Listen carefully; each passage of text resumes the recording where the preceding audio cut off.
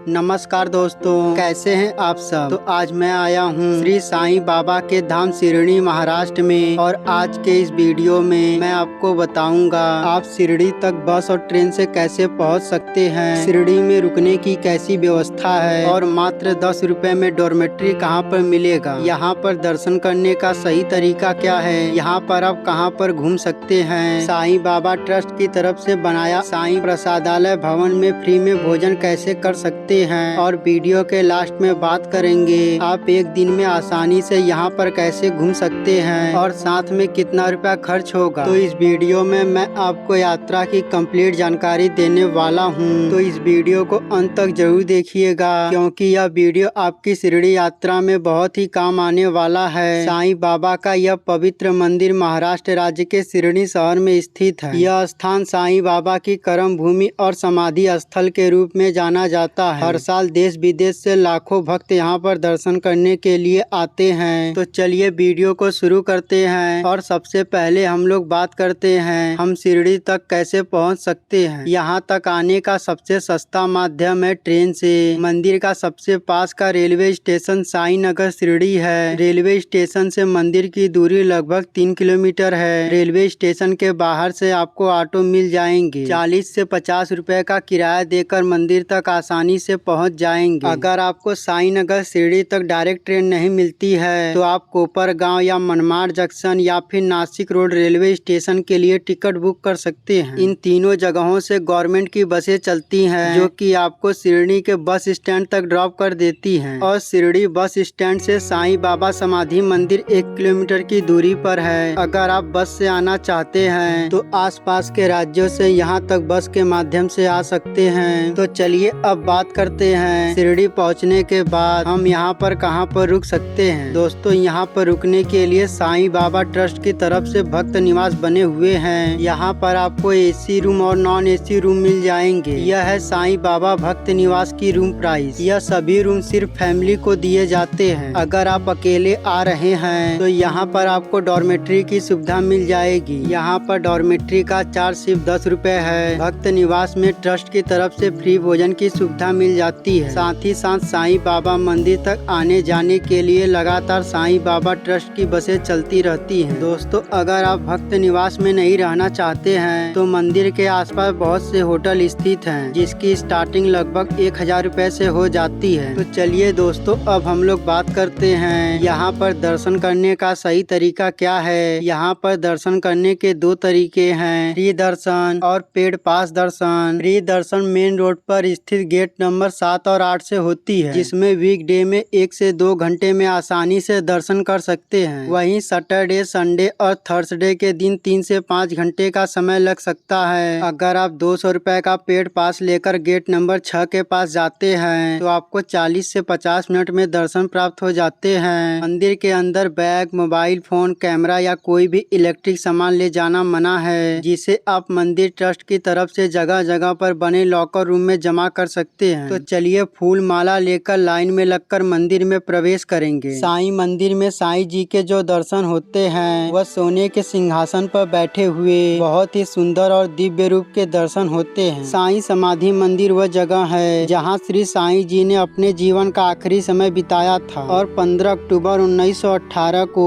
विजयदशमी के दिन अपना देह त्याग कर इसी स्थान पर समाधि ली थी। दर्शन करने के बाद आप चाहें तो साईं बाबा ट्रस्ट की तरफ से बने प्रसाद काउंटर से प्रसाद ले सकते हैं। समाधि मंदिर में साईं बाबा की आरती पूरे दिन में 4 बार होती है, जिसमें सबसे प्रमुख सुबह 5 बजे होने वाली काकड़ आरती होती है। इसमें शामिल होने के लिए आपको 600 रुपए की टिकट लेनी होगी। किसी भी आरती का हिस्सा बनने के लिए टिकट ऑनलाइन आप साईं बाबा की ऑफिशियल वेबसाइट से बुक कर सकते हैं। अगर आपके पास समय बहुत कम है तो आप दूर से साईं बाबा के मुख दर्शन भी कर सकते हैं, और यह एंट्री दक्षिण मुखी हनुमान मंदिर के ठीक सामने बनी हुई है। तो चलिए अब बात करते हैं साईं बाबा समाधि मंदिर में दर्शन करने के बाद आप कौन कौन से प्रमुख मंदिरों में दर्शन कर सकते हैं। यहाँ पर आसपास ही सभी मंदिर हैं जिनके दर्शन आप पैदल ही करने जा सकते हैं। तो चलिए सबसे पहले चलेंगे द्वारका माई मंदिर, जो मंदिर के ठीक बगल में स्थित है। द्वारका माई वह जगह है जहाँ साईं बाबा जी ने अपने जीवन का सबसे ज्यादा समय बिताया था, और साईं बाबा जिस पत्थर पर बैठा करते थे वह वह पत्थर आज भी द्वारका माई में मौजूद है। यहीं पर साईं बाबा जी ने सबसे पहले धूना जलाया था, जो आज भी लगातार जल रही है। यहाँ पर आने वाले सभी साईं भक्तों को यही धूनी प्रसाद के रूप में दी जाती है। द्वारका माई मंदिर के साइड में है श्री चावड़ी मंदिर। यहीं पर साईं बाबा लोगों से मिला करते थे और उनकी समस्याएं सुना करते थे। श्री चावड़ी मंदिर में आपको चांदी के सिंहासन पर साईं बाबा के रियल फोटो के दर्शन होंगे। श्री चावड़ी मंदिर के ठीक सामने हाजी अब्दुल वाची की झोपड़ी है। हाजी अब्दुल वाची साईं बाबा के बड़े भक्त थे और उन्होंने अपने जीवन के लगभग 30 साल साईं बाबा जी की सेवा में अर्पण किए थे। द्वारका माई और चावड़ी मंदिर के बीच में स्थित है दक्षिण मुखी हनुमान मंदिर। यह शिरडी के सबसे पुराने मंदिरों में से एक है। मान्यता है कि साईं बाबा अक्सर इस मंदिर में दर्शन किया करते थे, तो आप यहाँ पर दर्शन करने जरूर आइएगा।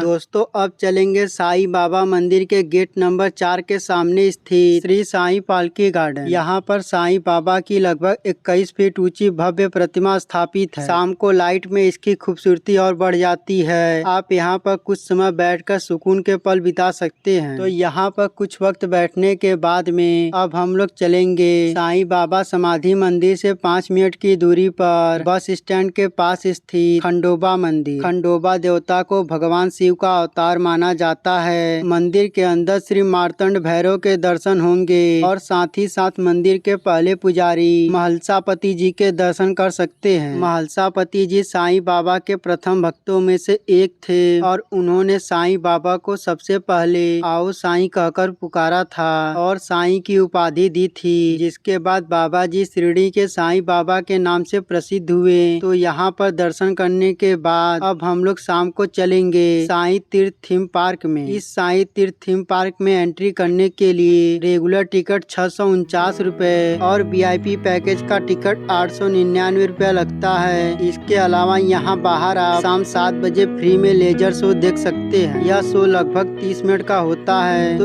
इन सभी प्रमुख मंदिरों में दर्शन और घूमने के बाद में आप रात को ट्रेन से घर के लिए वापसी कर सकते हैं। तो चलिए दोस्तों अब हम लोग बात करते हैं शिरडी में खाने पीने की कैसी व्यवस्था है। दोस्तों यहाँ पर मंदिर ट्रस्ट के द्वारा श्री साईं प्रसादालय भवन है। यहाँ पर आप फ्री में भरपेट भोजन कर सकते हैं और साईं प्रसादालय की जो टाइमिंग है वह है सुबह के 10 बजे से लेकर रात के 10 बजे तक रहती है और सुबह 7 बजे से 10 बजे के बीच अगर आपको कुछ खाना हो तो आप 5 रुपए देकर फूड पैकेट भी खरीद सकते हैं। साईं प्रसादालय में एक बार में 3500 से 4000 लोग एक साथ बैठकर खाना खा सकते हैं और यहाँ पर हर दिन लगभग 50 से 60 हजार लोग फ्री में भोजन करते हैं और विशेष त्योहारों के दिनों में यह संख्या 1 लाख से ज्यादा हो जाती है। अगर आप अपने पसंद का कुछ खाना चाहते हैं तो आप साईं मंदिर के सामने मेन रोड पर आपको बहुत से रेस्टोरेंट मिल जाएंगे, जहाँ पर आपको 200 से 250 रुपए में स्वादिष्ट थाली भोजन मिल जाएगी। बात करें आपको कितने दिन का टूर प्लान बनाना चाहिए। दोस्तों अगर आप सुबह जल्दी आ जाते हैं तो पूरे दिन में सभी प्रमुख मंदिरों के दर्शन और घूमने के बाद में रात को आप अपने घर के लिए वापसी कर सकते हैं। लेकिन मैं आपको एडवाइस करूंगा आप कम से कम 2 दिन और 1 रात का प्लान बनाइएगा, जिससे आप अच्छे से शिरडी घूम सकते हैं। चलिए दोस्तों अब बात करते हैं सबसे जरूरी क्वेश्चन बजट की। आप कितने रुपए में इस पावन यात्रा को पूरा कर लेंगे। दोस्तों अगर आप 2 से 3 लोग हैं और एक दिन में ही दर्शन करके वापसी कर लेते हैं तो आप मान कर चलिए 3000 से 3500 प्लस ट्रेन टिकट। अगर आप अकेले हैं तो